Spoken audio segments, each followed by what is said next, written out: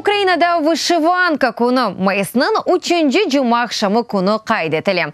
Нагышланылган көлмек эвел эзелден аняневиеве мужизиви оларак сайылайды. Тимсаллері коруеве саклай. Авробага вышиванка модасыны украин язычысы вешейры Иван Франко көрсеткенеді. Осы суретте көлмекні Авропа костюмлері иле киеді. Вышиванка бүгінде актуальдар. 2005 сенесі Жан-Поль Готье Украина гышиле костюмлерінің көстергенеді. 2008 сенесі Dior коллекциясына Украин этномотивлері қошылғанеді.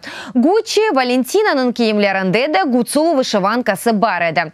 2006 сенесі Чернівці шерінің студентлері бұтын дүния вышиванка күні акциясына кечірмеге теклиф еткенеді.